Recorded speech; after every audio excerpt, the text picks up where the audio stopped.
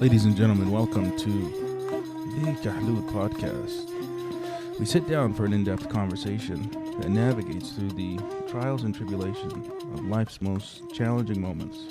Our goal is to adhere to the tapestry of human resistance and resilience, a place where laughter and stories light up the deepest and darkest of times. Ladies and gentlemen, we have a special guest. Anonymous. Welcome, Anonymous, to the Kahloot podcast. Our viewers want to hear, what trials and tribulations have you had during this holy month of Ramadan? Alhamdulillah, the only thing is not being with family, but I think Ramadan is such a peaceful religion, and it's a time for us to connect with the higher power, which is Allah subhanahu wa ta'ala, and to forget the desires and temptations of this dunya, which this life traps us into. So I don't think it's tribulations or hardship. I think it's like an honorable month from us all. I mean, this is a time where we can shine and come together. Absolutely. How do you combat those trying moments when you're fasting this month and you're trying to go back to our Creator? What do you find yourself doing to help you get back on the right track? I see myself isolating more, just really not giving anyone any attention other than what really needs attention. So, like, of course, if you have work or something, you give work whatever attention. I just don't put anything extra, because this is the one time, this is the 1 month in the year that, I can be selfish and, pray more, read more Quran, try to finish the holy book in the 30 days that we have, which is actually a challenge of its own, because being American, it's very hard to read Arabic. So that's a hard thing. Yeah. How do you navigate trying to get back on track, as you described, and along with navigating work? Because work doesn't stop, life doesn't stop, family events doesn't stop, your kids don't stop. You can't pause everything. So how do you balance it? I think it's finding inner peace and realizing that fasting and preventing yourself from eating and drinking is not the end of the world. I mean, today's world, we have so many different diet plans, keto, and then there's also fasting. I mean, people already do this thing. I think we eliminate the water and the coffee, of course, but again, we think that our body needs it, but our body only needs so much to survive. And then at the end of the day, there's people out there that, if it's not majority of the world, they don't have anything to eat and they don't have anything to drink. So it's not trying to feel like them, because what they go through is nothing compared to what we go through. But, it's finding that inner peace again. And number two, finding that strength within. That's beautiful. That's beautiful. You ever find yourself in times of weakness where you're like, I'm fasting, these people are trying me, I can't do this today, you straight up say, bruh, and I can't. How do you navigate that? Get tested every day in the truck. Anonymous 8, you're saying that you get tested every day in your truck, and I'm assuming this is a trailer truck. So walk me through it. You talking about people on the road, traffic, you get tested, bad drivers? Random people on the road, bad drivers, people that are careless, don't think about an 18-wheeler and want to cut you off, want to hit the brake in front of you and want to do, and you just want to sit there and get mad and, want to curse and all kind of stuff, And you got to control anger yourself. gets you. Yeah. Yep. Emotional intelligence. You got to know, what? Allahumma inni sayyim. You say those words, you got to remind yourself that, I am better than this. This is a holy month of Ramadan. I'm not going to murder this Prius in front of me. And it's always a little car, too. It's a Prius or a little tiny Jeep. I don't know. It's a little car that does it. Tacoma is always in my way. Tacomas. Okay, so we have Tacomas. Okay. Them Scion box cars. There you go. Yep. The Scion. Do they still make the Scion box cars? Bro, them hamsters still producing cars. That's right. The marketing For those hamsters, man, I remember those with the hoodies and the headphones. Yes, Yep. Yep. Yep. yes, Yep. very very good marketing. Somehow that worked. So Anonymous 9, we're talking about trials. So a lot of folks just joined Anonymous 8, Anonymous 7, Anonymous 9. We're talking about the trials and tribulations of Ramadan and how we're going through them during a normal. We're living in a country that doesn't really recognize Ramadan, as it does for the other predominant religions, and we're finding ourselves overcoming them, overcoming the trials, the anger, the parasitic disputes that we have on a day-to-day basis. What are you finding yourself challenging and I don't want to say challenging, but what are you finding yourself having to overcome, or what's the word I'm looking for? Balance, step away from on the day-to-day in this holy month, besides driving?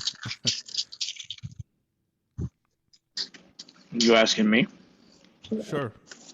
Floor is open.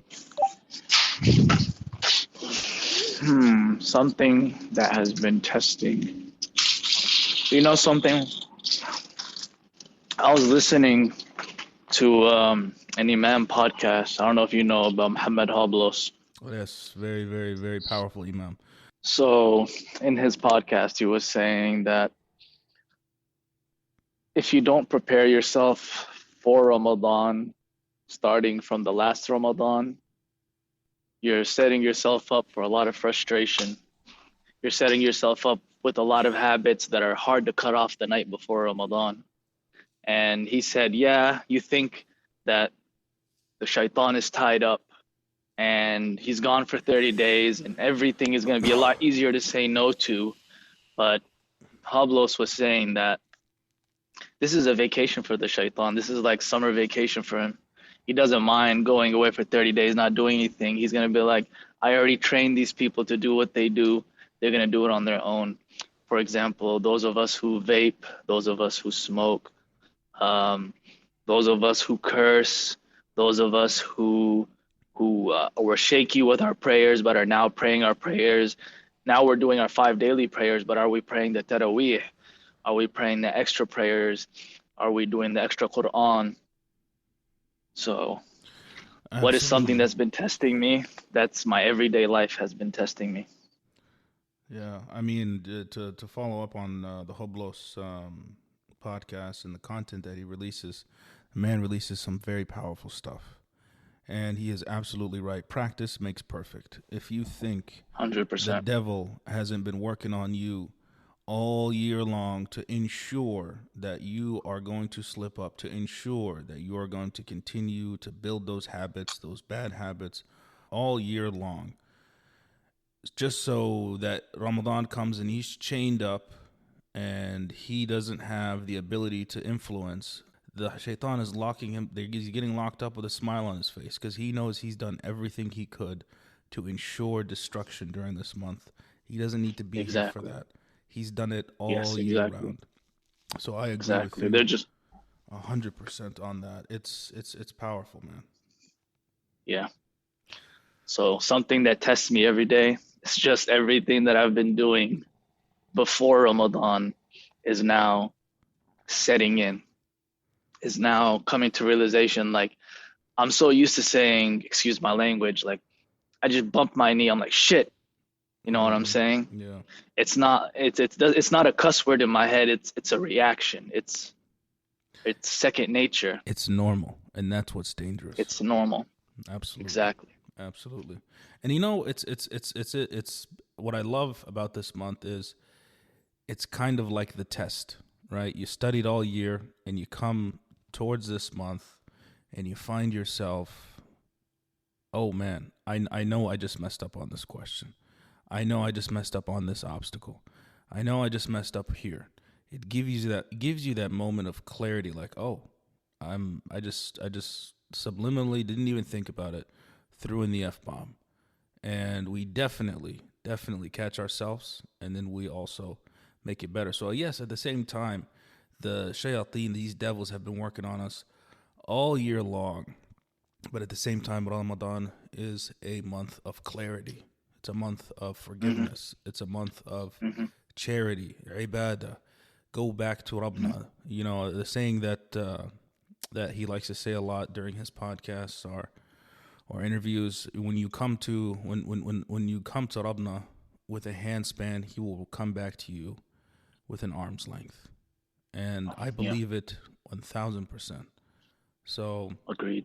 it's a month of clarity and a month of peace, and hopefully we all achieve that tranquility that we're looking for. What other things? What other trials have you been put through, Anonymous Nine? I'm Anonymous 9. Okay. You're Anonymous Nine, yeah. I work night shift.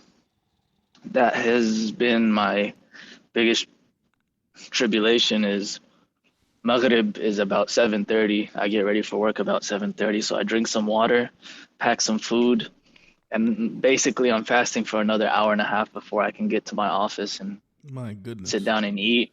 And then I have to explain to everybody why I'm eating my lunch now at the beginning of my shift, and then eating another lunch towards the end of my shift, and then praying. Yeah. And they're like, "Oh, you fast? So what are you fasting from?" I'm like, "Everything." They're like, "What do you mean?"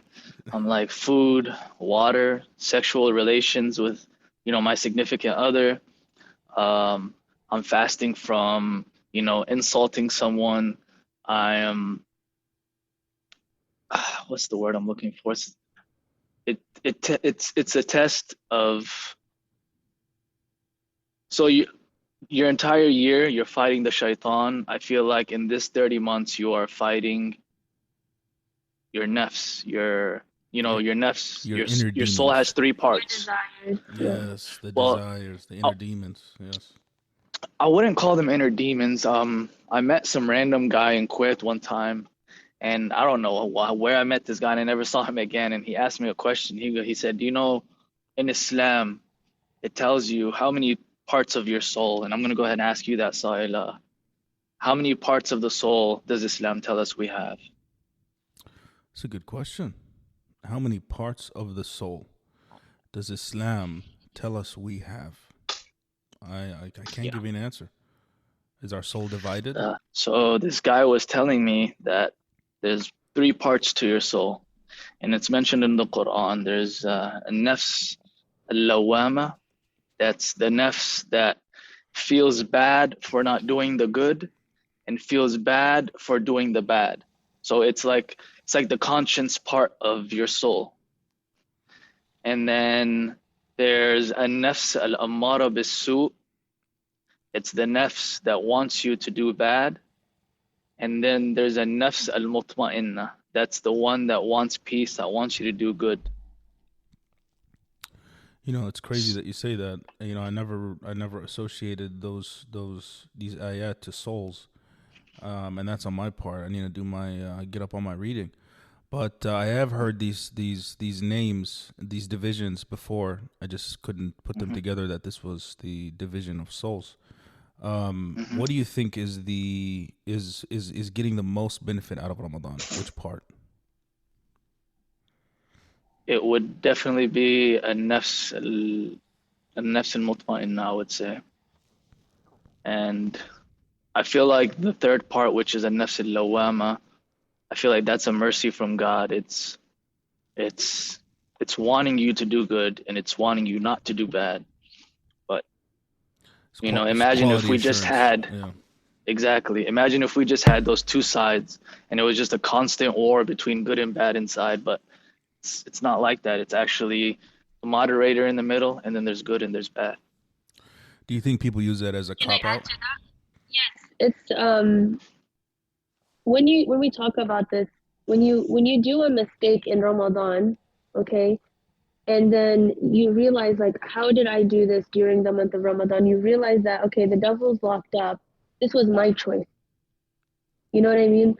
You actually you feel that guilt, and you feel, I don't know, maybe just from experience in the past, like you feel like maybe like this wasn't the right choice, and there's no one to blame but yourself. And at the end of the day, when Allah subhanahu wa ta'ala brings us on the day of judgment, whether it was Ramadan or not Ramadan, every action that we do always ends up being our decision, right?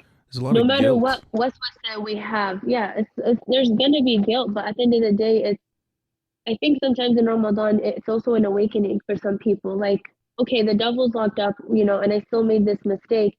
That means I have maybe something I need to fix within myself, and I need to clean this, or they say like detox yourself from certain toxic, things that we do.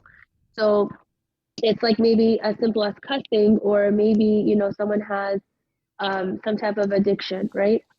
Whether it's gambling or something, and you do it during the month of Ramadan, there's no one to blame but yourself. And just like Yusuf was saying, like the devil takes all year to prepare you. So when he goes and, locks up, he's smiling, you know? But I think it's also an awakening for some people, especially when you are trying to find that inner peace and trying to find that connection with Allah subhanahu wa ta'ala. Everyone struggles to find that connection, and everyone has um, their own experience in this life. We all struggle with something. No one is perfect. And I think the awakening during Ramadan is something that comes from, like we said, within, but that's maybe also God speaking to us directly, right? So when God tells us, like, it makes us feel this, that this is maybe this guilt is maybe we should stop doing this.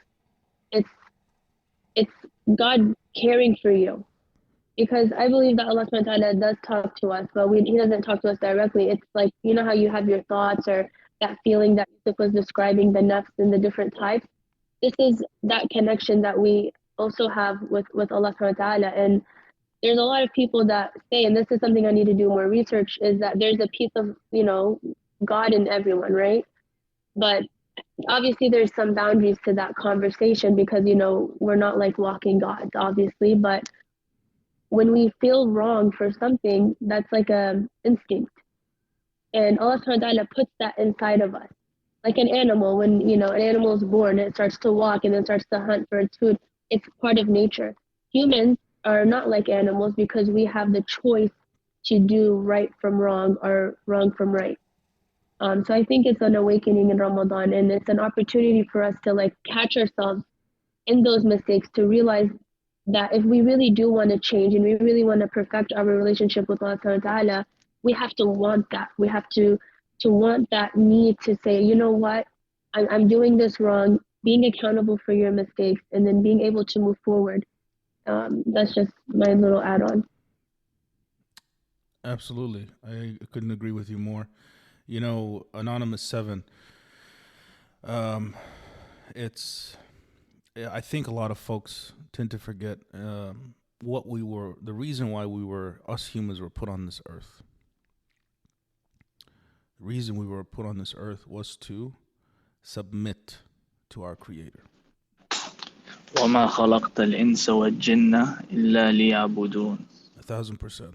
And if we don't have a grasp, a foundation based off of that statement, then we're already going in the wrong direction. Now, mind you, I am not an imam or a sheikh or a scholar, but I do know that at least the basis, the foundation starts there. So I think Ramadan is a great miracle that's bestowed upon us, upon the ummah, upon Ummat Muhammad, and we definitely got to get back on track. So, trials, guys. We keep getting tried. They trying me out here. So, what other trials has anyone gone through that they want to share on the Kahloot podcast here at almost 1 a.m. in Phoenix, and probably very, very much later in the East Coast? Yeah, we're talking about 3:40 here on the East Coast in the morning. Bruh. That is late, folks. That is very late. No, but we want to support your podcast for sure, because you're actually getting us to speak about things that we don't get the opportunity. We don't have that platform for. So support from us to you. Absolutely. I love hearing the different trials people go through. The ability for somebody to hear, you know what, I'm going through this problem, and whether they resolved it or not, it's always good to, number one, get it off your chest. It's very therapeutic. And I think that a lot of folks come and listen and sometimes they gain nothing from what they just listened or viewed. But if you can actually learn or gain something from this, and some folks might be going through the same problems and issues. We're all human. We're all fallible. We will make mistakes, and we will continue to make mistakes. It's about how we solve them and sharing that resolution, that resolve. I think we'll all get some hasanat here, some good deeds. It's a good deed, sadaqah jariyah that we send out to the world. So, of course, I appreciate you guys coming on. If there's no more stories, I don't want to keep you guys up, Facts, what she was saying too. Absolutely. Like everybody struggles with certain things, You ever, struggled with it? Like I struggled in the past when it came to Ramadan with certain things, like what saying that during this month when the shaitan is locked away, when you do something wrong or a struggle you have issues with, or in addictions or problems or things that you're used to doing or prone to doing, and you do it during Ramadan, you kind of question yourself, like, why did I do that? Am I really, does that mean I'm a bad person? Because the shaitan's locked away. I don't have that extra influence. I don't have that extra, push to do this and do that. So if I did this and keep doing this, does that mean that I'm an actual bad person? You know what I'm saying? Have you ever questioned yourself like that during Ramadan? Absolutely. I did too. Huh? I for sure did. Every Ramadan, Yes. I learned something new about myself. And, Yes. this is every year we learn something. I don't know about you guys, but for me, like if I go back to like my college days or even my youth age, I always learn something about myself. And it's like you kind of hit yourself in the head. You're like, man, I have no one to blame but myself for this action. And if I want to be a better person, and if I want to be a better person, not just for myself, but for my atmosphere, the environment that I'm associated with, you have to fix it. And I feel like Ramadan is not just we're stopping ourselves from eating and all this other stuff. We're honestly like refreshing ourselves, and it's an opportunity for us to not just connect with Allah, but to connect with ourselves, because finding out who we are in the inside is important, because it helps us get to the next level, inshallah, in this whatever dunya, Islam has so much to offer, and we only look at, oh, there's only 5 pillars. Islam is so much more. It's layers and layers of iman, that once you peel one layer of iman, you realize you can still do more and you can still be better. So inshallah, may we all be better, by the end of this Ramadan, and even better for the next one, inshallah. Ameen, ya Rabbil Alameen. That is absolutely. It's. I don't want to say it's depressing when you have that realization, like, oh man, this is me. This is nobody else. I did this. I did this on my own. There was no outside influence, and it gives you that reset. Now imagine. Now Alhamdulillah, we were raised Muslim, and as Muslims, we have this opportunity to have that reset button. Imagine those that don't. Imagine those that live their life with no reset button. So for that, I say Alhamdulillah. Can I add to that? Yeah, go for it. Alhamdulillah. But subhanAllah, in Islam, we have to hold ourselves accountable for all our actions. In other religions, I don't want to speak of any specific religion, but people may have, believe that someone sacrificed themselves so their sins are forgiven, or, they're the chosen people, whatever they believe in. And I'm not saying that's wrong. If you believe in something and it makes you a better person, by all means, go for it. But in Islam, we are held accountable for every action that we do. So instead of, I know you said something along the lines of, is it guilt? It's not guilt. I feel like it's an opportunity for Allah to connect with you and make you realize, like, hey, I love you and I want you to be a part of the Muslim Ummah. I want you to be amongst the people of Jannah. So I feel like we're lucky that we have the ability to realize, dang, this is wrong. Like, how did I allow myself to do this? And then I feel like this is an opportunity for us as in a positive way instead of a negative way, inshallah.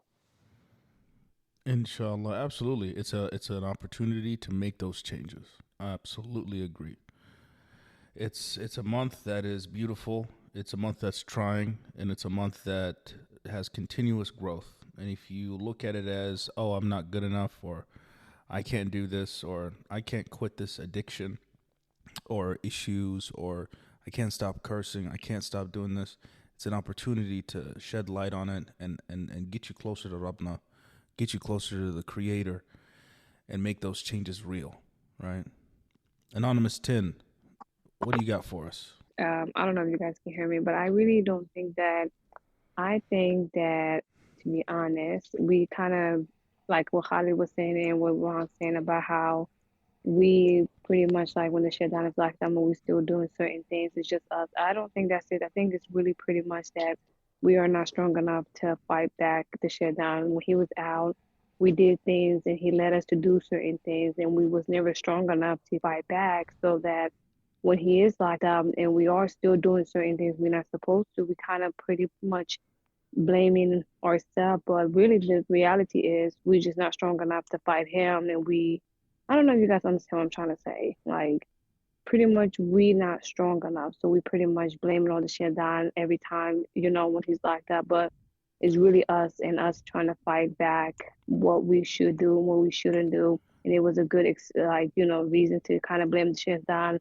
when really reality is just us and the way we can, however hold he has on us when he's out, Absolutely. And we got so used to like doing everything that, we're not supposed to be doing because of the hold that he has. Absolutely. There's some accountability that needs to take place. If we're in this month and we're saying, you know what, the shaitan got me, the devil got me, he wins, game over, right? Here's my white flag, and it's Ramadan.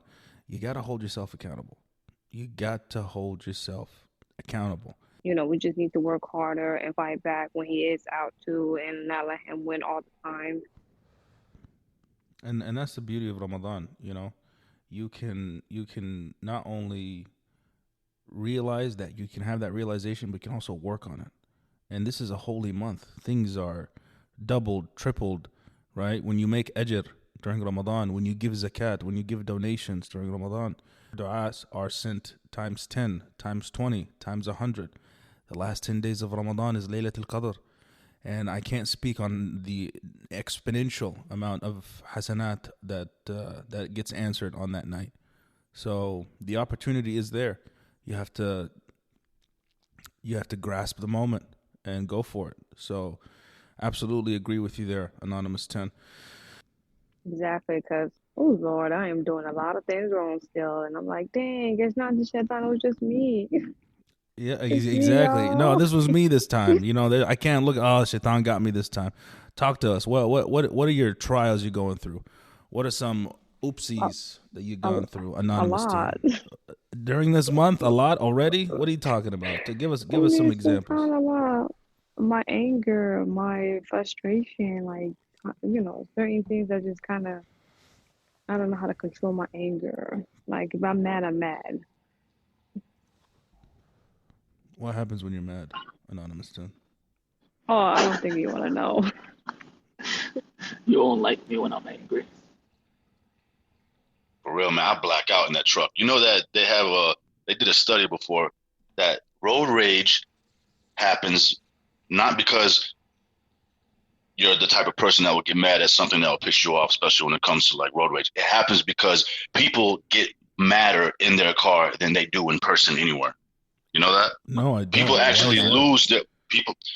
It's something about the space. You have your space. You have it around you. You're controlling your space. It's like now, if you're standing in the line waiting, and the guy in front, you got somebody in front of you, you got somebody behind you, right? Let's say you bump into that person. What are you gonna do? You're gonna say, "Excuse me, my fault, my bad." Absolutely. Or that person bumps into you. That person bumps into you. You're gonna be like, "Yo," and they're gonna be like, "Oh, my bad, I'm sorry." And try that shit in the car, okay? Bump into that person, or that person in the car hit you. It's the total opposite. You lose your shit, because this is a study where I'm dead serious. There's a study that shows. It's an article I read a while back. People lose their anger the most in the car. That's dead serious. I mean, it makes sense. Claustrophobic. I think being in a confined space. Before cars, what did people have? They had horses. Before horses, what did they have before horses? They walked. Let's just say they walked. I'm sure there was something before. They got feet. When you had the world as your car, right? You could Saber-toothed go tiger. anywhere, right? Ride the tigers, right? You could go anywhere and anywhere. Now you're in this box, right? Now you're in this cubicle. We're not. I don't think it's human. It's not the human in us that wants to be there. You know what I mean? I think it's the fact that it made things so convenient that once an inconvenient arises during this conveniency, it throws you into a blender. It's like, I'm in my car, I'm moving fast, I gotta go, I gotta be there. And as soon as somebody cuts me off, ooh. Yo, and that's facts. You don't want to do that to the wrong one, because that's when you see the craziest people, craziest come out. That's the thing. That's all about them, though. Like when it's, you're on a mission to go somewhere to see somebody or whatever it is, it's all about you. At the end of the day, they were thinking about themselves and what their priorities were. They don't know if they ran into somebody that was, on the way to the hospital or something. Their only focus is about themselves. And that's the thing, going back to the whole point of Ramadan is it's no longer about you. It's about the connection and the community and what you can give back to the community in general. And I think that's the biggest thing that we forget is like giving back in this time right now is, it has more ajr in the first place, but it's more reward for yourself. There's more healing for yourself, and sharing the abundance of whatever it is, whether it's food, water, wealth, whatever it may be. I think that's the biggest like takeaway with Ramadan for me this time around. I think this time around too, people are more accepting. The community wants to see a change, and I think we're all waking up. And this Ramadan, inshallah, is gonna be the Ramadan. I feel like we all get closer together as a community. I know you guys are all the way on the West Coast and we're on the East Coast, but I've seen a change in my community here in Atlanta, Georgia. I don't know about North Carolina or wherever everyone else is from.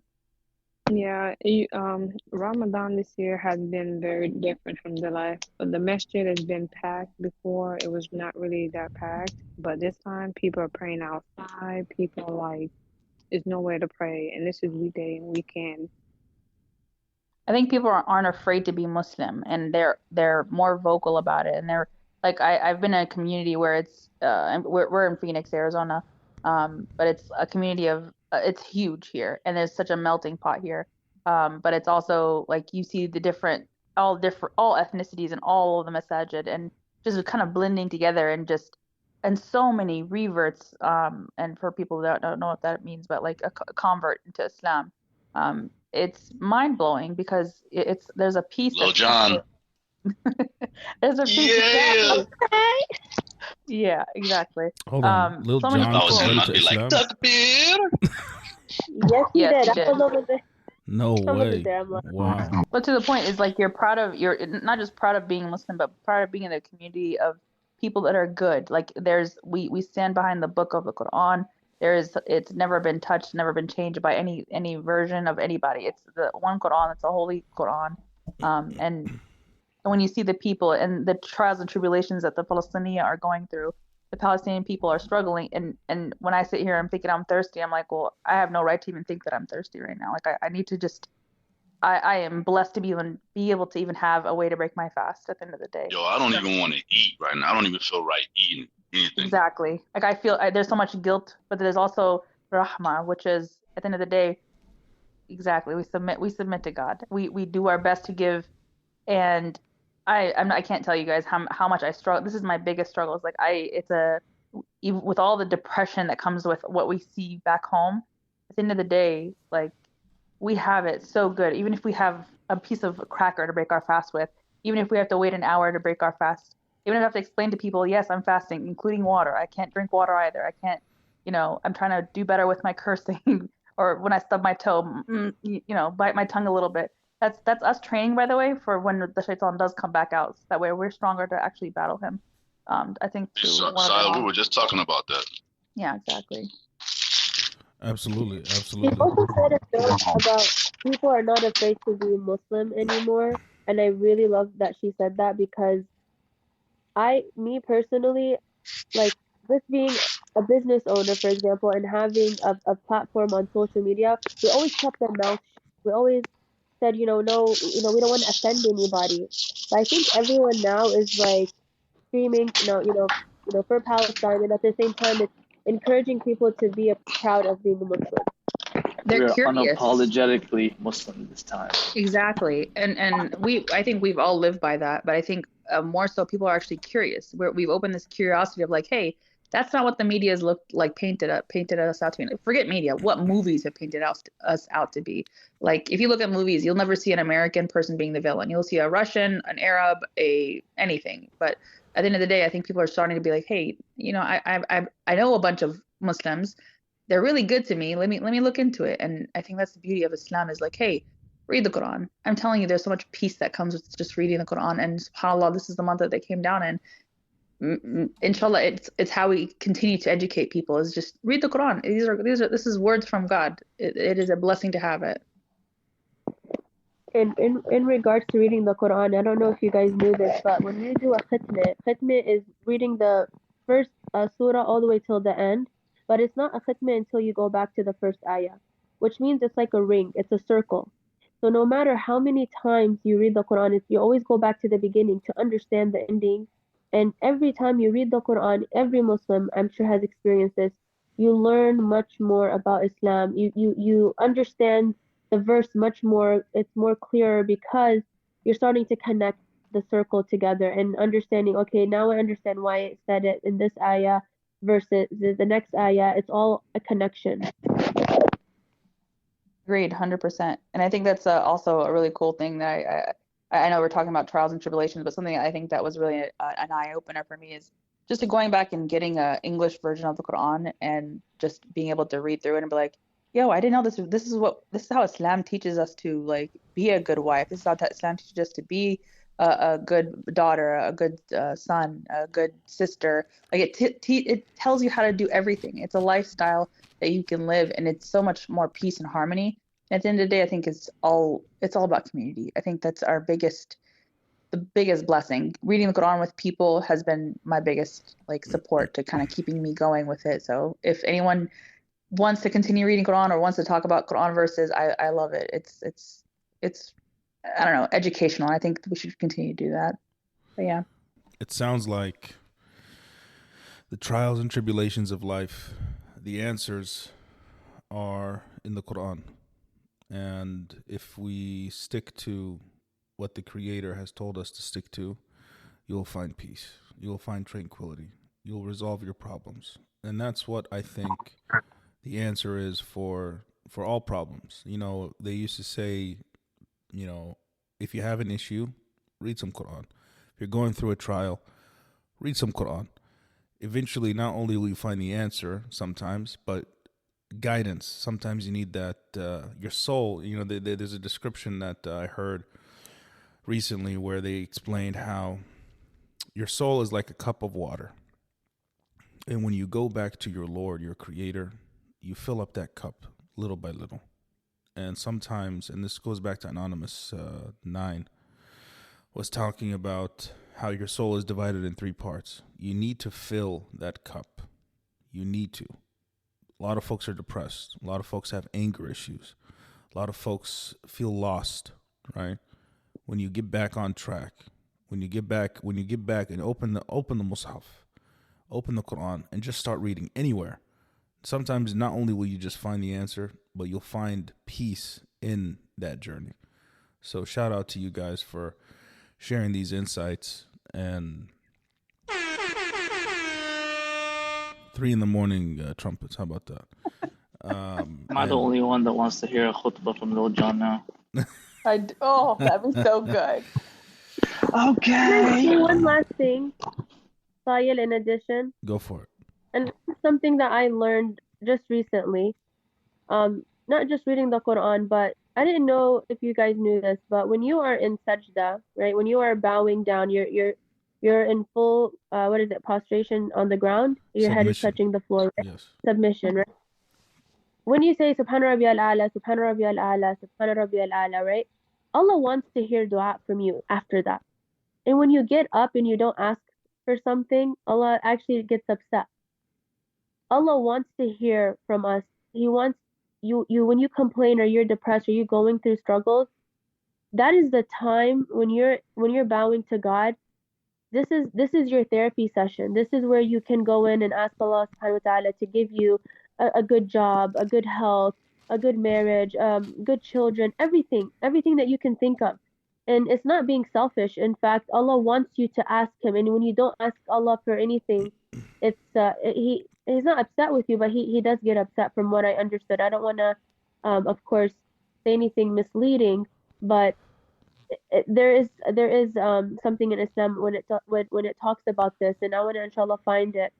But being in Ramadan, when the Quran it was brought to us during this month, when we're on Taraweeh or whatever, or when you're just praying your regular prayer, just when you're bowing, just ask Allah subhanahu wa ta'ala to guide you, to bless you, to make you amongst the best Muslims, and try to do it every time you bow down, because that is the closest you can be to Allah subhanahu wa ta'ala is when you're bowing. I could not agree with you more. I actually learned this most recently as well, that when you make dua, when you ask God to grant you your wishes, that you can do it in your sajda. As a matter of fact, I heard that same thing. I was praying as an imam for a recent I think it was Salat al-Maghrib, and I received a complaint from one of the from one of the family members. They said, "I need you to go a little longer next time on your last sajda, because I'm trying to get it in. I'm trying to get it in, man. So can you do a little longer next time?" You guys actually know when the best time to make dua in a salah is? No, tell us. It's actually right after your tahiyyat. When you're sitting there about to end your salah, the opportunity to wait and ask Allah subhanahu wa ta'ala for what you want,